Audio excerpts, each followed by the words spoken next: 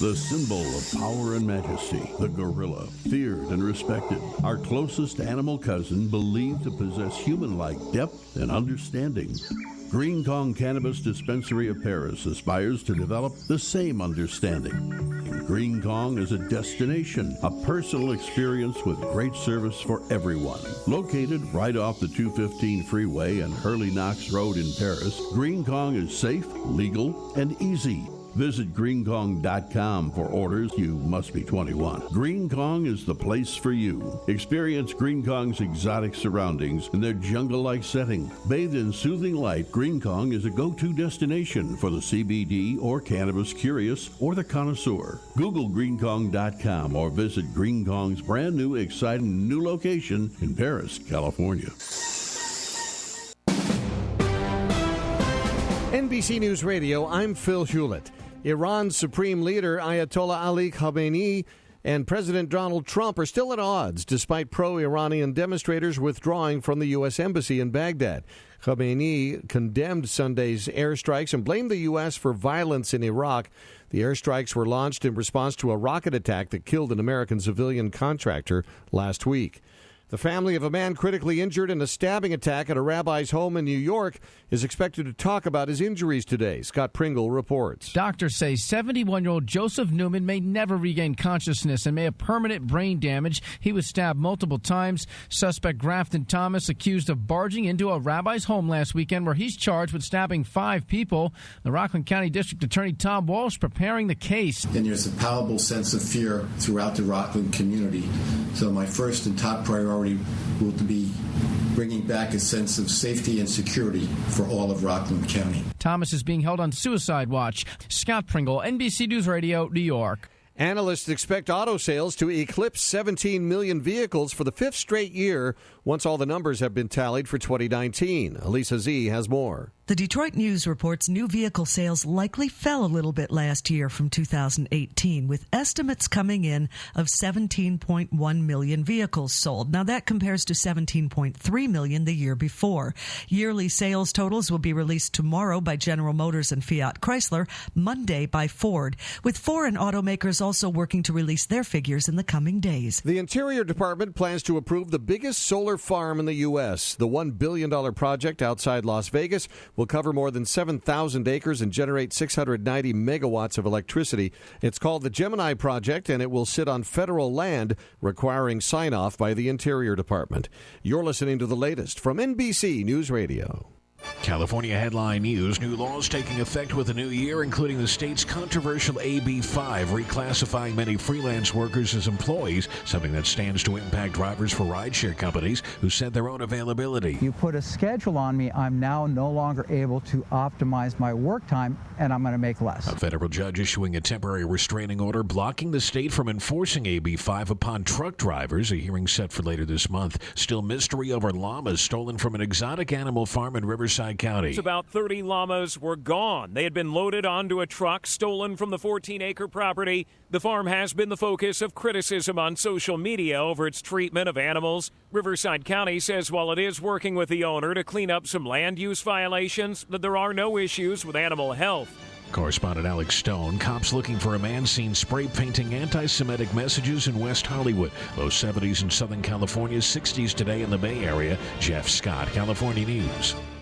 Hey, this is Jay Farner, CEO of Quicken Loans. Quicken Loans is celebrating our best quarter ever, and now we're celebrating some of the lowest refinancing rates ever. Rates have dropped so much that many Americans can reduce their rate. You may be able to save money on your monthly mortgage payment right now. The rate today on our 30-year fixed-rate mortgage is 3.99%. APR 4.23%. Call us at 800-QUICKEN or go to rocketmortgage.com to learn more. Rates subject to change. Pay 2% fee to receive this discounted rate. Call for cost information and conditions. Equal housing lender. Licensed in all 50 states. NMLS number 3030. This new year, don't settle for reaching just one milestone. Chase something more and unleash the best version of yourself with Peloton. Peloton has live, high-intensity classes from world-class instructors and workout playlists that'll keep you coming back for more. You'll love the ease of taking classes in your very own home.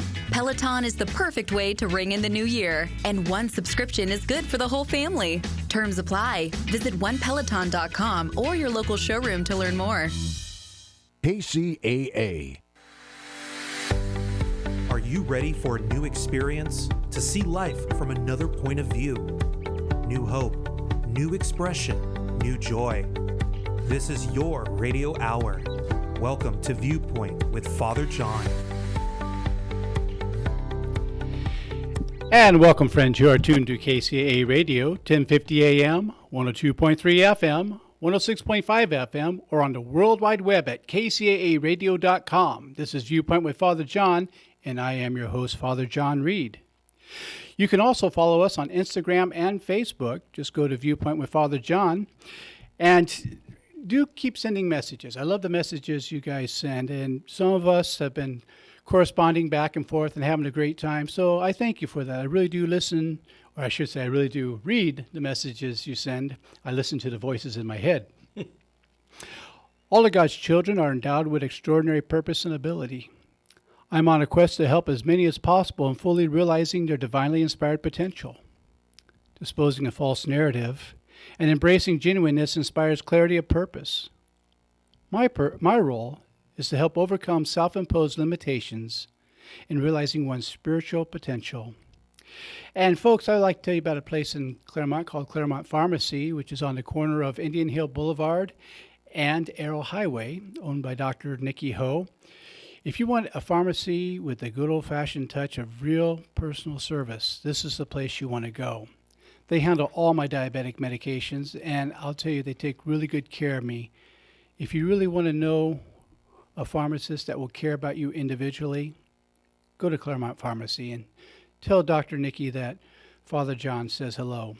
Also, if you're in the Claremont Village, I want to tell you about Saka's Restaurant. In case you're wondering how that's spelled, that's S-A-C-A, apostrophe S, of course, for those of you paying attention and our English teachers. If you want great hummus, made right there, not out of a can, that's the place to go. I had some of it over the weekend, and it is good. If God made anything better, he kept it up in heaven for himself. So absolutely join us for there. I do have some bittersweet news this evening. Our wonderful sound engineer, Frank, is leaving the show. Now, he'll be with us one more week to train somebody else to fill the big shoes that he has brought to the show. He's been offered a wonderful opportunity. On one hand, I'm thrilled for him. On the other hand, I'm really sad for our show because he's brought so much, and he's not just the sound engineer, board operator, and one of the finest individuals you ever meet. He's become a very close friend and a member of our family. And so, Frank, we wish you the very best, and we are going to miss you greatly. You have been a tremendous talent, and I thank you for everything you do. So say hello to the folks. Well, first off, thank you, Father John. That meant a lot to me, a whole lot. And this was one of the hardest parts about making a decision, was leaving this show. And I'm not just saying that. I don't tell all the show hosts that. If you're listening, I'm sorry. Of course, they all listen to Father John. there's a lot of great show hosts, but I really have grown attached to this show, and it's been really helpful for me because I've struggled with, I needed some self-help. And I want to thank my friends at KCAA in general. I'm still going to stick around and do maybe one weekend shift sometimes and help with the website work. So I'll still be part of the KCAA family. And I get off my new shift at 7, so hopefully sometimes I'll be able to swing by and come visit. We'd love to have you. Viewpoint on Thursday. So we'd love to have you and know that you're part of Gabby and mine's personal family as well. And thank you. I know Dr. Smith is quite fond of you.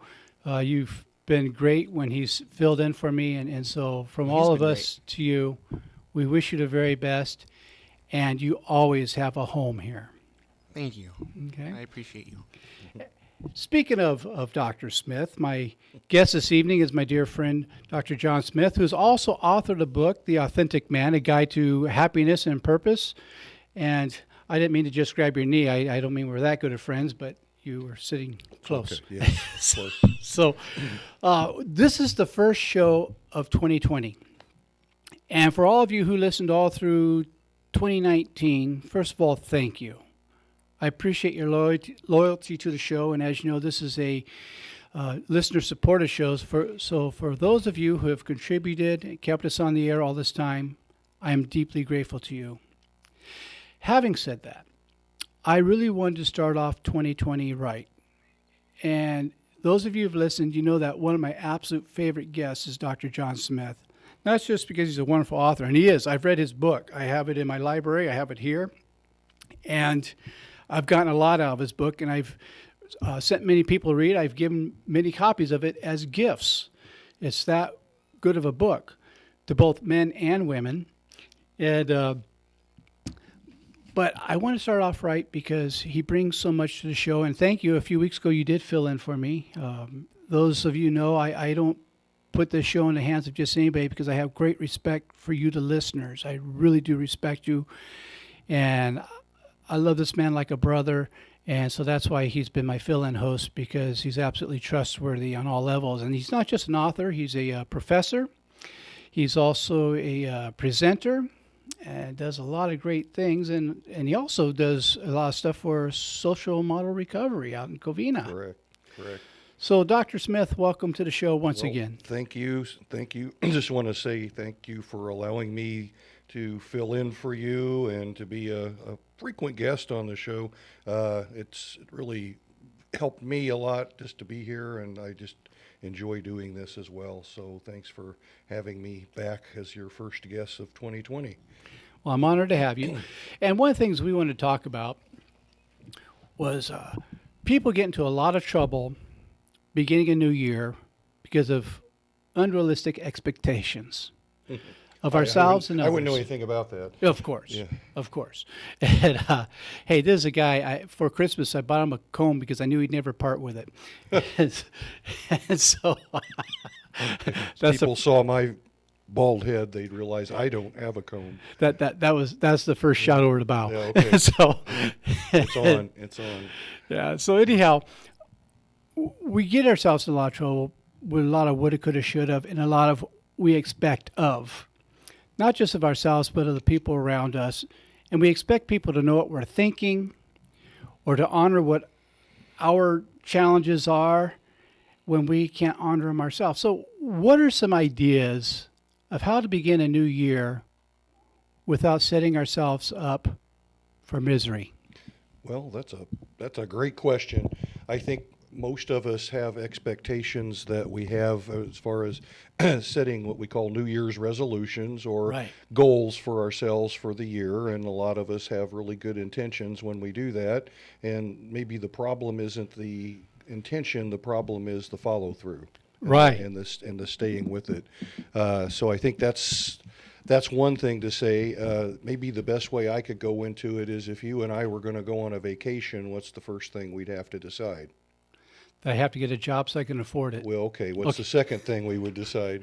Where we're going to go. Yes, that's right. We need a destination, right? We got to decide where we're going to go because we can't plan our route and our itinerary until we decide where we're going, right? Correct. And I think a lot of people start off with these resolutions and these ideas without a clear idea of what their destination is.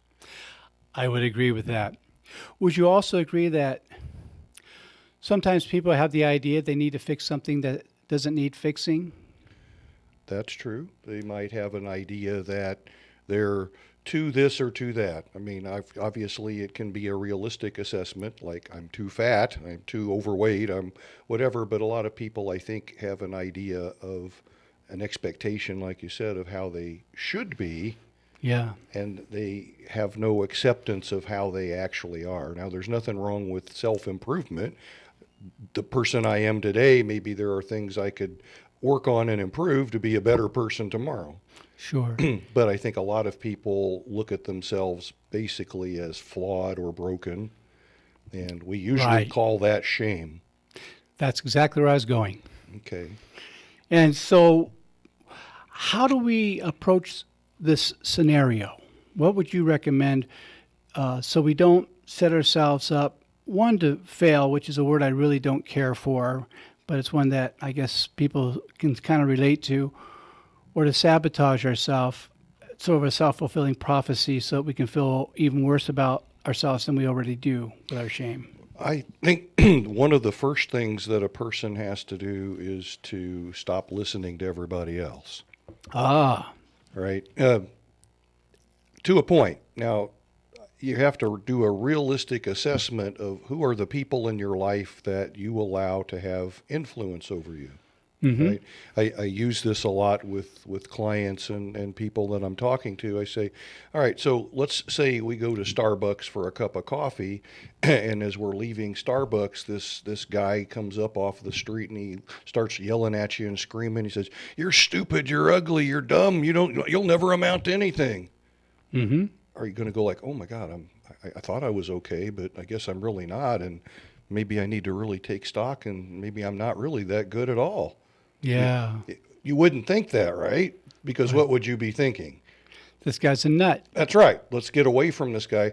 In other words, what he said wouldn't have any impact, or it shouldn't, because he has no credibility. Yeah, and he probably works for a competitive radio station too. So that that's could well be his first fault. So if I guess the question would be, who in our lives do we give credibility to that don't really deserve the credibility? Maybe, and I'll just give some examples.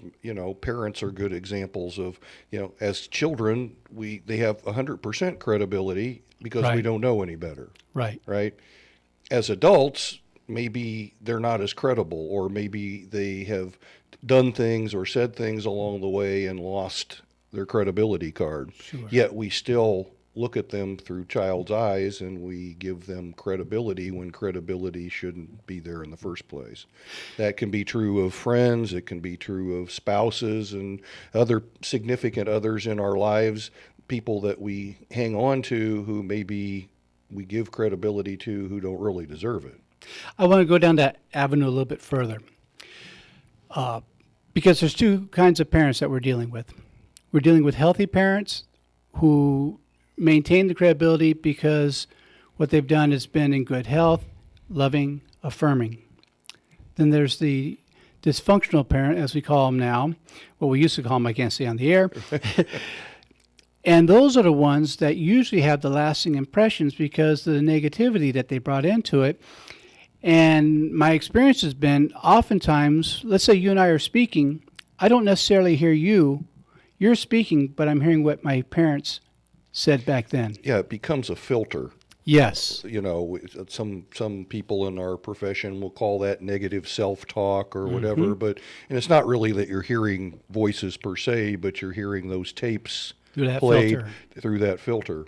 And that filter is formed somewhere in the first decade of life. In the first 10 years is when we form these, what we call core beliefs about ourselves, which are the byproduct of things that we learn, things that we're taught, things people tell us, not just our parents, and also our own way of trying to make sense of things. Yes. Right? So depending upon how we formulate and explain to ourselves these things that are happening or these things that we're experiencing, those get anchored in there as tapes or messages or beliefs that sort of drive us through our lives, because most of the time we never think about it because they're deeply rooted in our subconscious. Most of the time they're there, but we don't realize that they're there all the time.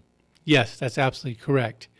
And so when we come back from commercial break, let's talk a little bit more about this, and to change horses a little bit of how do we, which is the way we ride through life, how do we go from this horse which is saddled of the old messages that are still in our saddlebag into a new horse with healthier product in the saddlebag. So when we come back, we'll talk about that. My guest tonight is Dr. John Smith, and you are listening to Viewpoint with Father John. We'll be back in 2 and 2.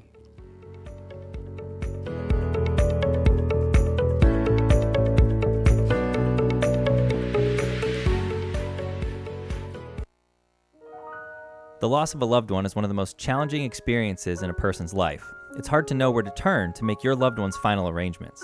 Jesse Ruiz at Personal Funeral Planning in Ontario will treat you and your loved one with the respect you deserve. Jesse served in the Marine Corps in Desert Storm and understands what it takes to provide loyal, personalized, and empathetic service to those who need it most. The families of Michael Jackson, Brittany Murphy, Ed McMahon, and many others have trusted Jesse to provide them with the highest level of service and support. To work with Jesse, call 909-762-4027, 909-762-4027, or visit their website, www.4pfp.org. www.4pfp as in personalfuneralplanning.org. Jesse Ruiz and Personal Funeral Planning, Veteran-owned and operated, helping you plan a personal, lasting tribute for your loved one. www.4pfp.org. Do you love to dine out and travel? Then join me, the #1 food critic Alan Borgen, host of the Let's Dine Out TV show on PBS, every Saturday at 4 p.m. for the new Let's Dine Out radio show on KCAA 1050 AM. Along with my co-host Isabel Bussey, we will be reviewing local restaurants, interviews with culinary professionals, review new cooking products, cookbooks, plus so much more, including giving away free gift certificates. That's the new Let's Dine Out radio show right here on KCAA 1050 AM, every Saturday at 4 p.m. Happy eating! KCAA Loma Linda, 1050 AM, 106.5 FM, and now 102.3 FM.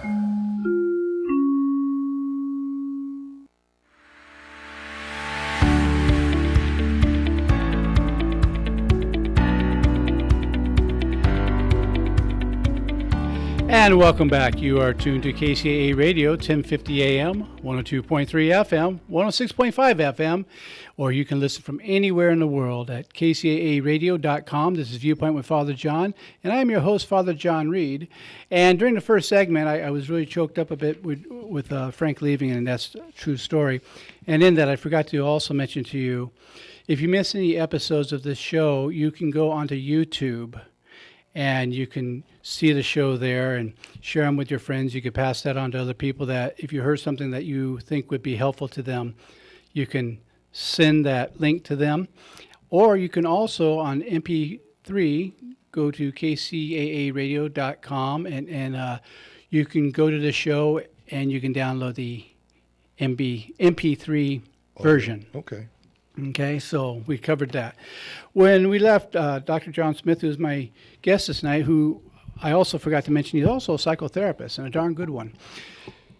We're talking about, just at the break, a little bit about changing horses from the negative message, the negative self-talk that we give ourselves, to how do we turn this around a little bit to start off the new year without hanging on to garbage of last year. The first thing is that we've got to be clear on what is the garbage and what isn't. Right. Maybe one of the best ways to start is this thing that I have people do, which we all have it, we call it the Book of Shoulds. Right. Should, SHOULD, should. And that Book of Shoulds is full of all kinds of shoulds messages.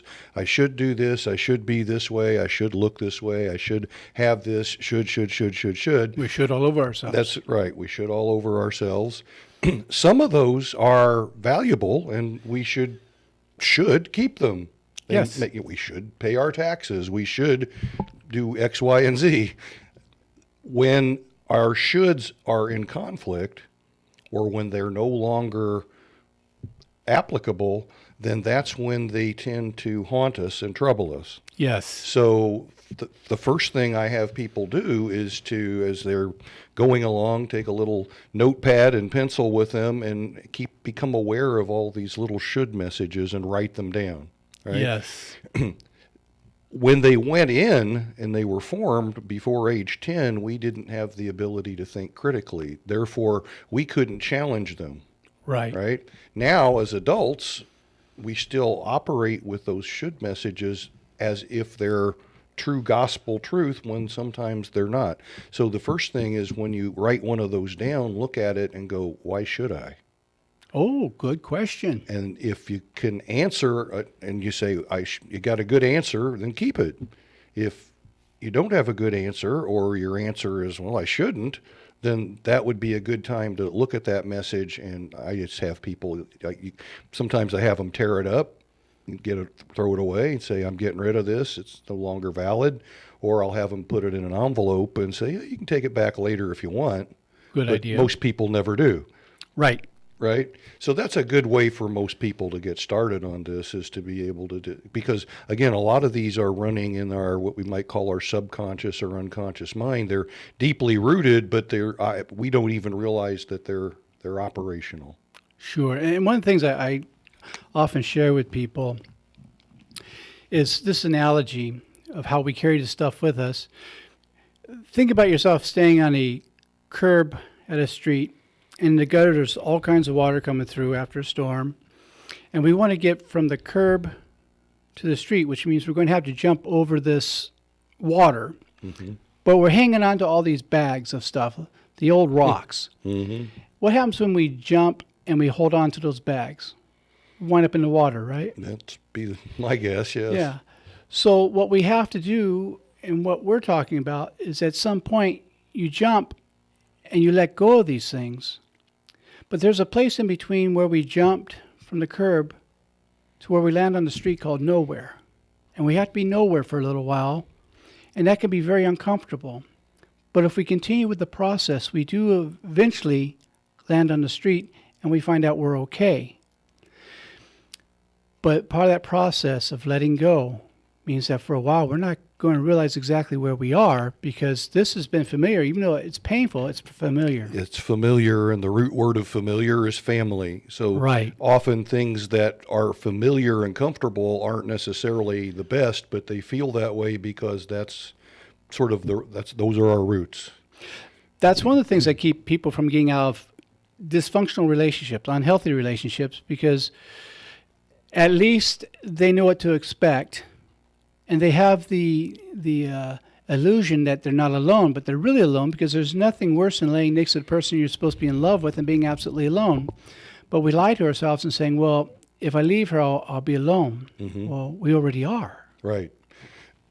So yes, how do you deal with that? Well, there are two pieces of that. There is the feeling that I am in love with a person who is not treating me well, or who is making me feel this aloneness. But mm-hmm. usually if I have that shame, I'm looking at it as, what's wrong with me? I'm not enough. I'm not doing enough. I need to do more.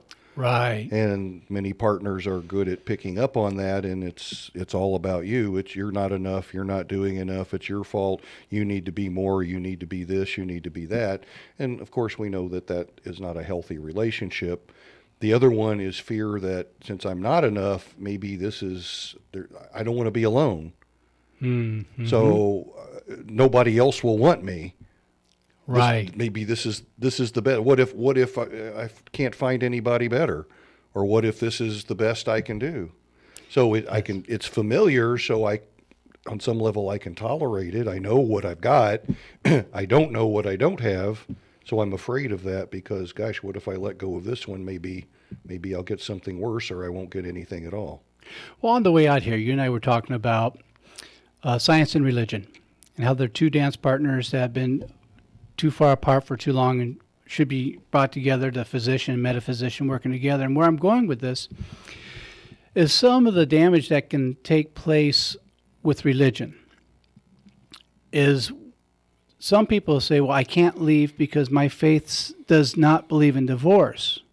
Now, I'm not going to go through a whole history of biblical stuff, but I can actually justify divorce biblically as well.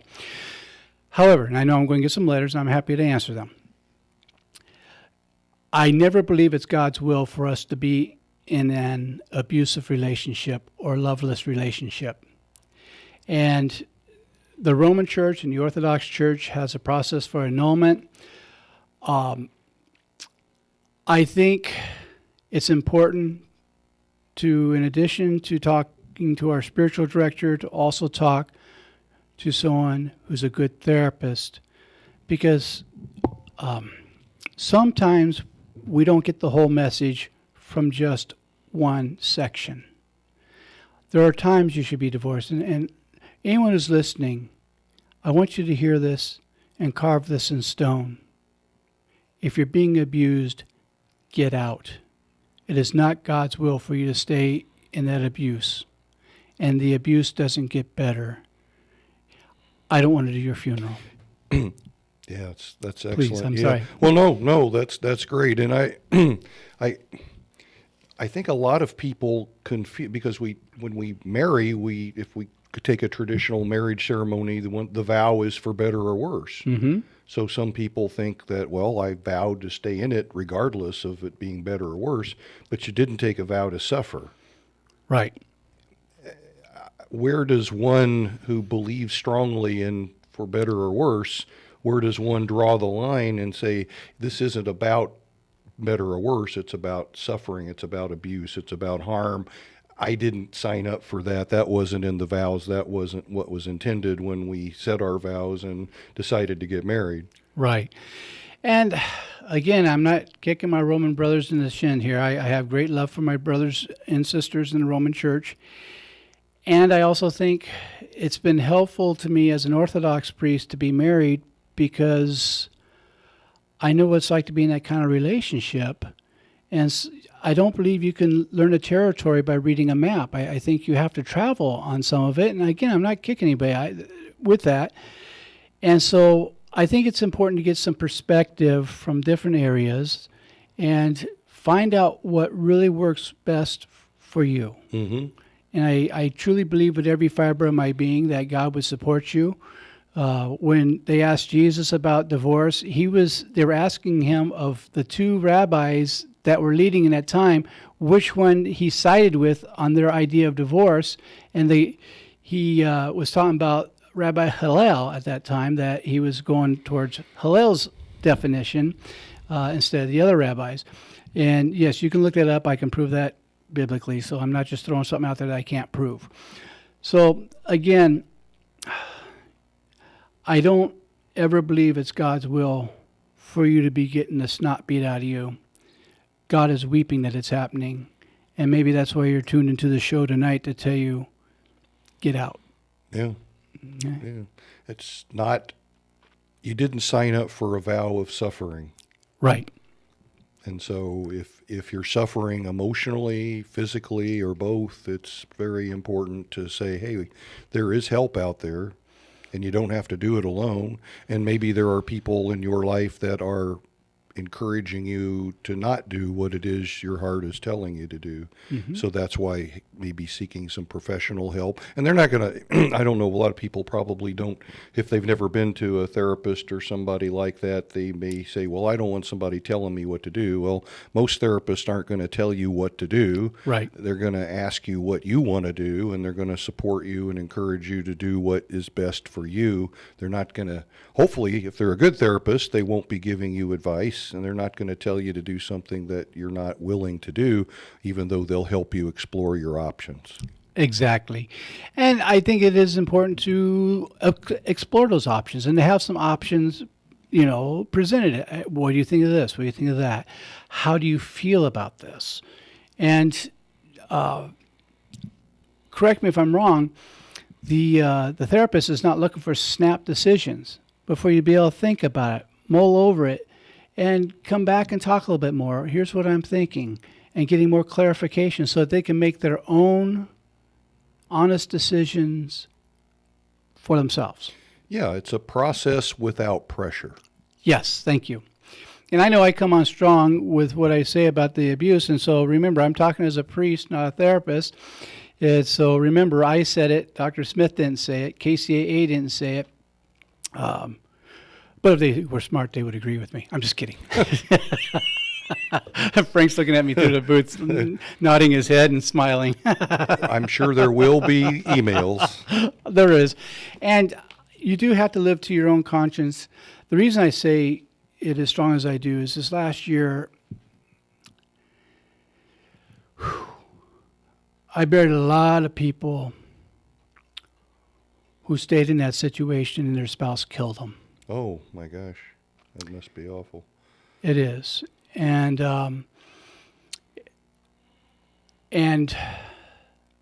there are times, and that's why I ask you to really evaluate your situation. It's not right for everybody, okay? But when I come on strong, it's because I've looked into too many caskets of people who really were trying to do the right thing by religion, and I think religion let them down on that one. Yeah, well, so sure. That wasn't what they signed up for when they got into it. That's right. For sure. That's right. So that's too bad. Well, I know you're waiting for me to say something that's really inappropriate because you see the look in my eye, and I'm not going to do it because I can't afford the FCC notices. Well, I think you're on the right track. I've worked in many situations, many environments over my career, and I've worked with a lot of domestic violence issues. I even taught domestic violence courses, and it's always the same. It's that people will stay in relationships. One of the first things people say is, "Why do you stay? Why don't you leave?" And the list of why people stay is a mile long. Yes, including Stockholm syndrome. Yeah, there's a lot of things that go on in an abusive relationship, and it doesn't just have to be a physically abusive relationship. Most abuse is emotional by nature anyway, and so in fact, when I teach domestic violence, there's a classic way of looking at it. It's called the power and control wheel. Yes. It's a chart that is actually a wheel, and it shows the different ways that an abusive partner asserts power and control over the partner that they're abusing, and most of them have nothing to do with physical abuse. And a lot of times, one of the signs of it is people being, I don't want to just say singled out, they're being pulled in and separated from the people around them. Isolation, physical and emotional isolation is one of those spokes. That's why we're together, John. I'm having sometimes I remember, sometimes I don't. That's okay. So, yes, the isolation, and that isolation can be physical, where they keep them separated physically, sometimes even to the point where they lock them inside, or they don't let them out, or they don't allow them transportation or access to friends, family, even work sometimes. That's in the more severe cases.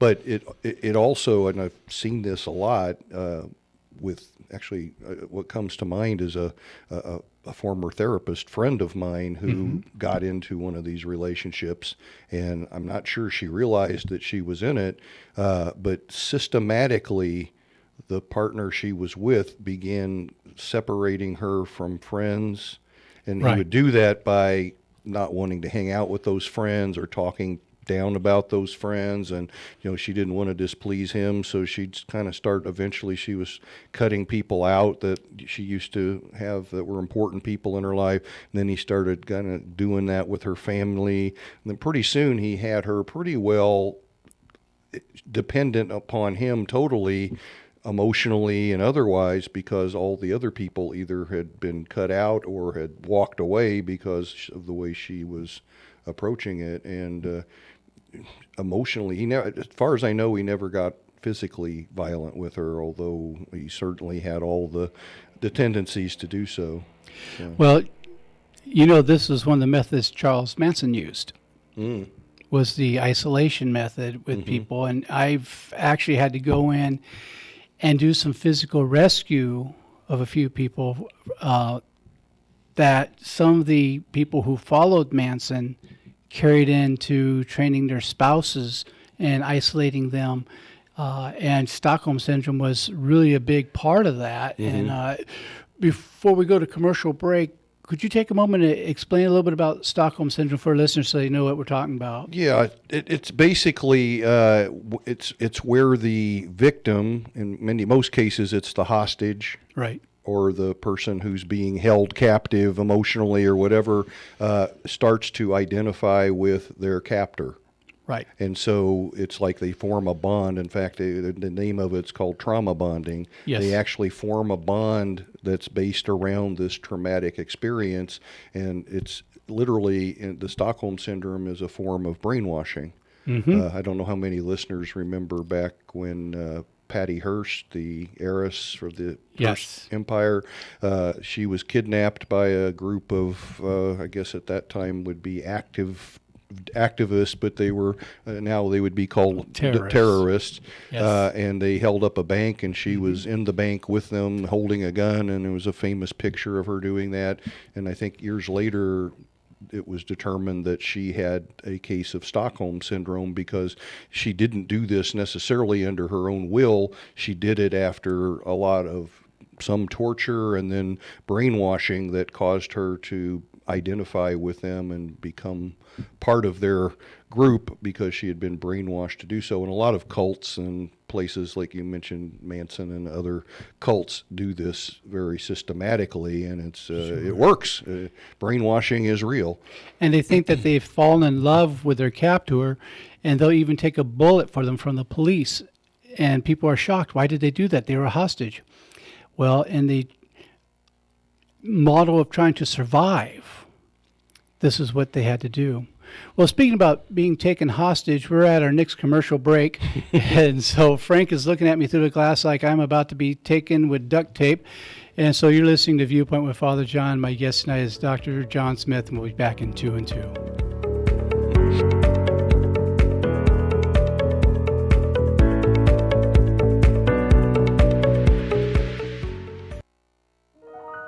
The loss of a loved one is one of the most challenging experiences in a person's life. It's hard to know where to turn to make your loved one's final arrangements.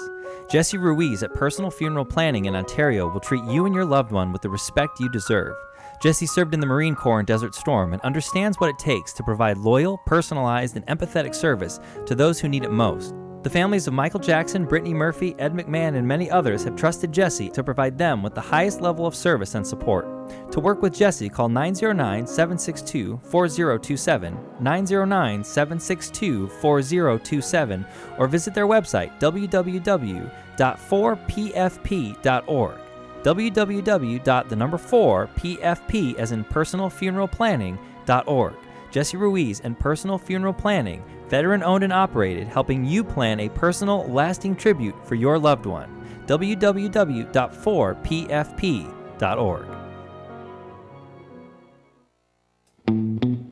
Here's the legend of Mountain Mike's Pizza. There's a tale the early settlers tell that while panning for gold just below San Francisco near the Redwoods, a unique discovery was made. Not just gold in the ground, but the golden smell of Mountain Mike's Pizza and their fresh homemade pepperonis. A taste the 49ers from all over California couldn't pass up. It was pizza from the mountaintop, pizza the way it ought to be. Since 70+8, Mountain Mike's has been dishing up pizza dough rolled fresh daily using real whole milk mozzarella with mouth-watering, delicious fresh ingredients, including their legendary crisp, curly pepperoni that makes their pizza sought after like the gold of the 1800s. Now, Mountain Mike's has come to Redlands, located in the Redlands Packing House District near Sprouts. Feed your family for the holidays at mountainmikespizza.com or 909-335-1133. That's 909-335-1133 and discover this pizza gold for yourself. Google Mountain Mike's Redlands.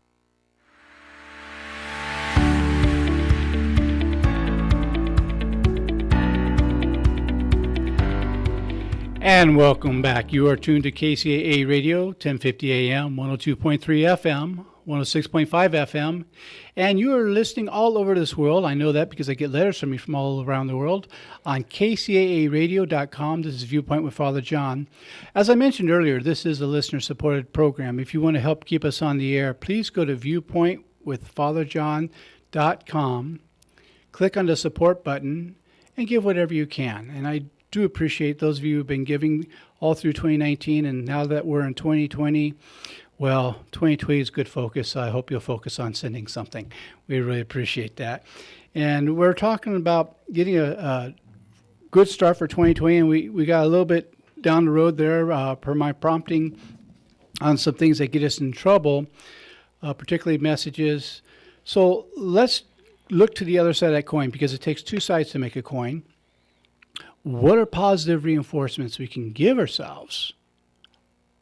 Some areas where we might have some space to have some growth and maybe some self-intimacy, some self-discovery and love.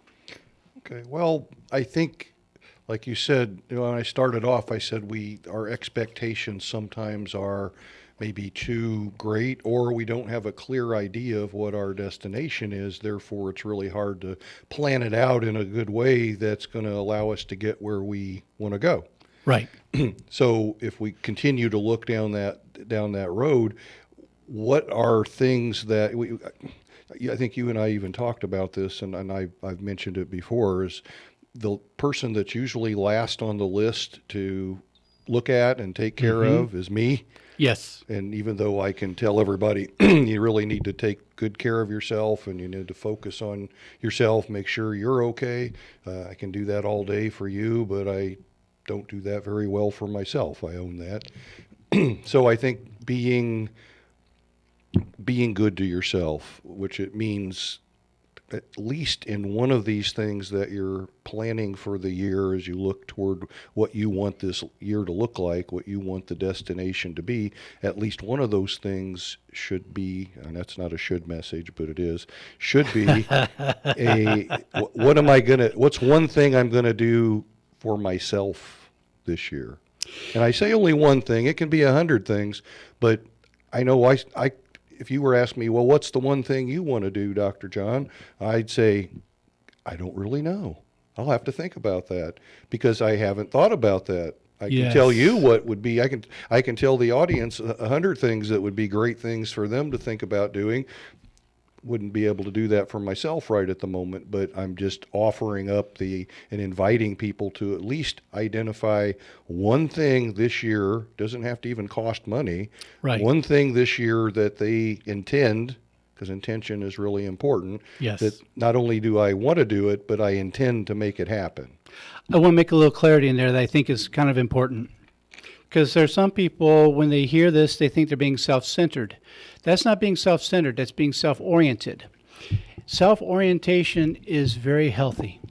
That's a good thing to do. You're being self-aware, and it's the old thing you hear on the airlines. Put on your oxygen mask first. Oh, you just stole my line. I was going to go do that but you took it from me. Well, as a priest, I give myself absolution. That's right.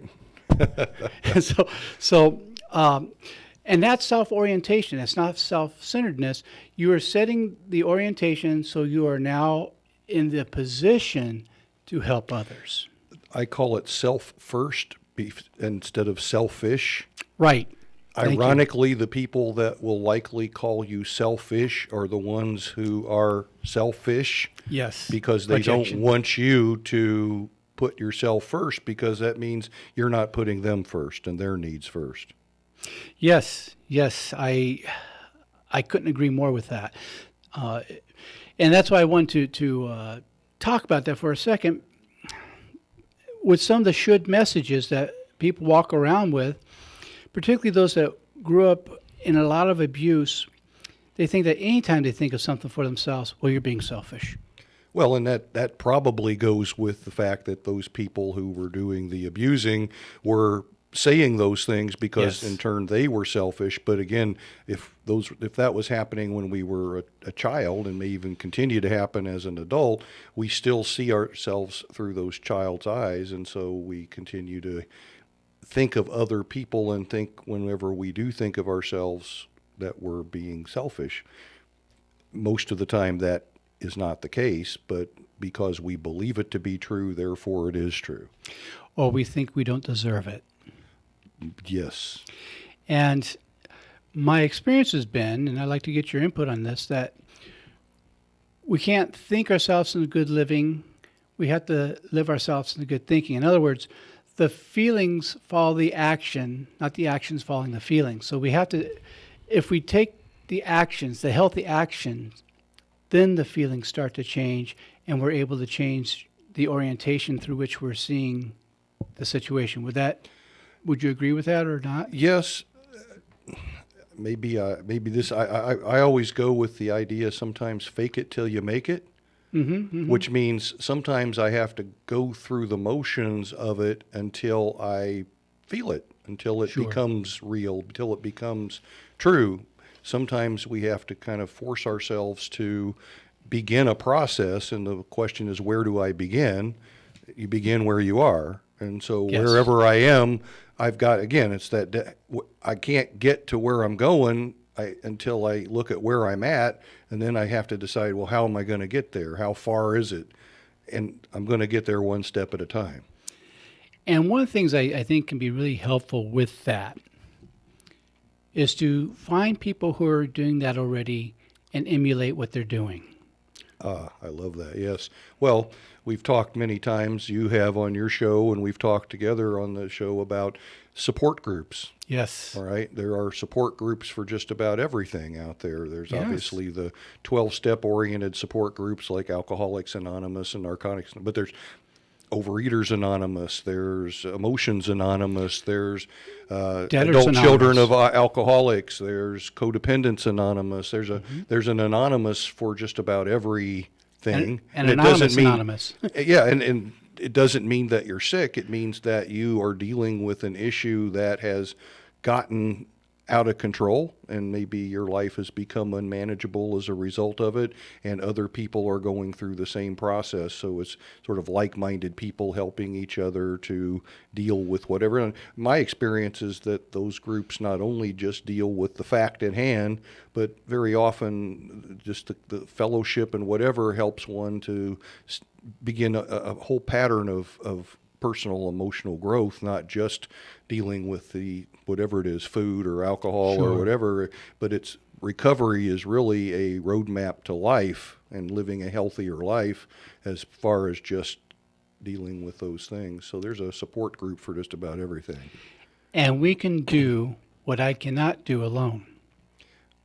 So I think, I think it's kind of a funny sort of an oxymoron type situation where when we're in whatever our emotional disease is, and what the word disease is outside of good health. I'm using it that way. Soma being in good health. So when we're into acting out whatever our addiction may be, we don't think much of it, but when we go to get help, we're embarrassed for people to see us getting help for a problem they've watched us battle. And that just goes to show how warped our thinking gets to be. And it doesn't matter if it's drinking, drugs, sex, shopping, food, gambling, whatever it is. Right.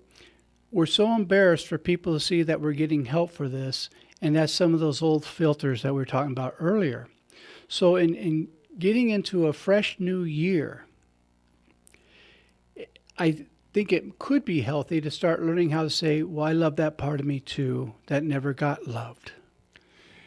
I would agree, but where I would disagree is it's really hard for somebody who feels a lot of self-loathing and I don't deserve it, and basically a lot of shame, to all of a sudden say, I love myself, because I can look in the mirror and say 100 times I love myself, but then that little voice inside me that's been in there since I was 6 years old says, no, you're not. You're still a really awful person and nobody loves you or likes you and you're unworthy or whatever that says.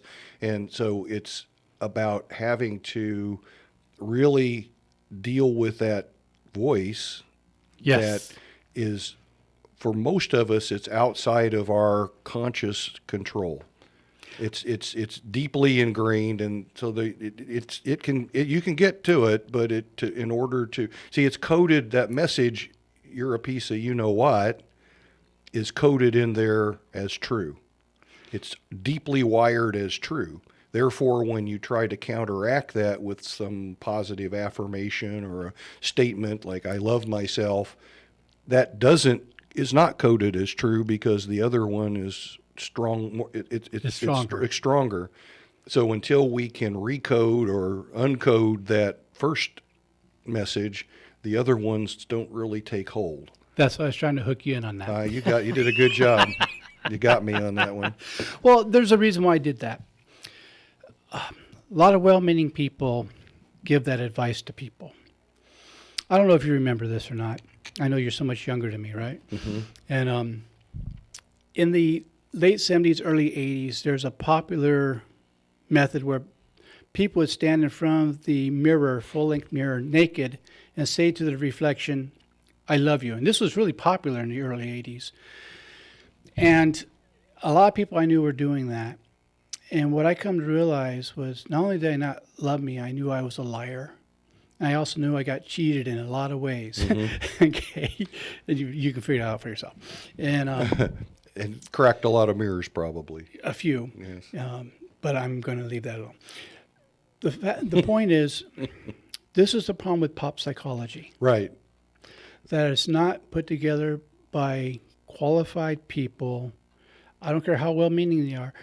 There's a reason why people go to school to study these things. And I think it's very important to evaluate the information you're receiving, the advice you're receiving. And that's why I hooked you in on that, because I wanted people to hear it from you, not just me, that when you're standing in a mirror and doing that, what comes back is the other filter we talked about earlier. No, you're a liar. See, you're a liar. You're lying right now. You're a liar. And in my experience, it makes it even It more can be difficult. more harmful than good. I have nothing against positive affirmations. In fact, in some forms of therapy, that's one of the techniques that we use, is to basically, every time you have the negative thought, you counter it with a positive affirmation or a positive thought. Yes. Which, for some people, that can work. I'm not saying that that's wrong. Sure. The problem is, we call them therapeutic countermeasures. So it's like this battle continues to rage on inside. I have the negative thought, then I replace it with a positive thought. This goes on and on and on until I'm worn out. But guess which one always wins? Usually the negative. It may be over time, if I'm lucky, I can suppress it with all these positive thoughts. Finally, I start believing them. I recode myself.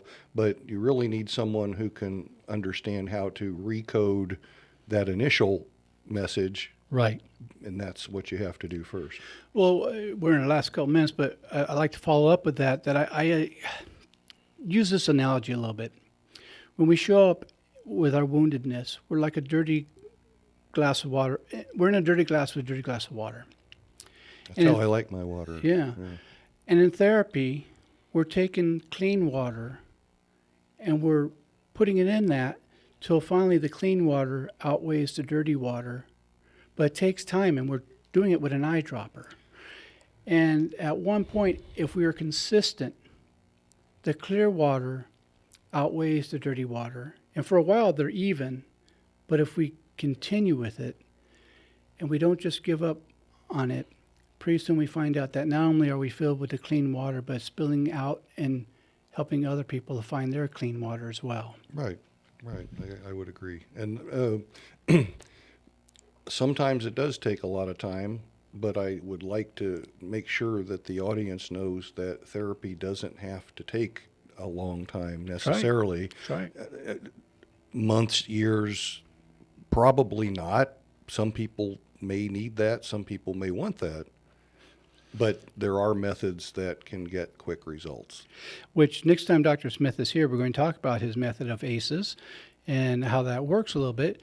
We're in our last time here, and I want to spend just a couple minutes on a couple things. One, I do want to mention again his book, The Authentic Man, A Guide to Happiness and Purpose. I really recommend this book. And you can see it on your screen right now, those of you watching on YouTube or on Ustream. And it's very helpful. You don't have to be a man to read this book. I recommend this for anybody. You can really get some great insights. Having said that, again, I want to give a great thanks to Frank.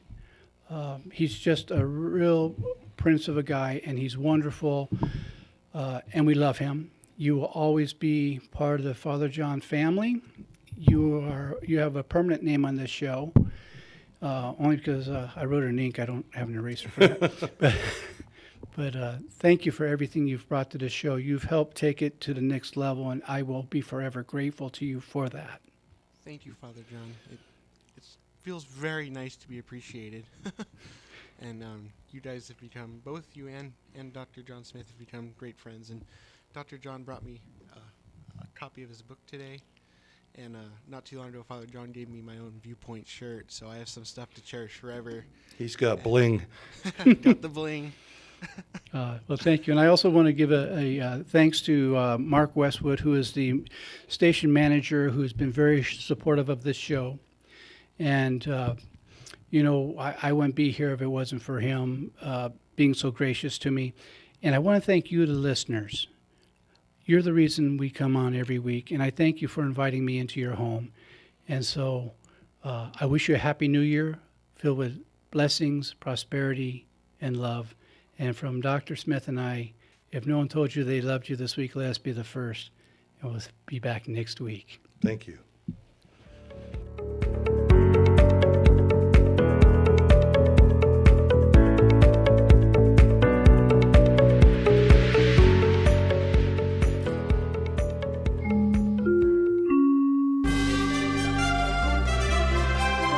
KCAA Loma Linda. Listen on 1050 AM, 102.3 FM,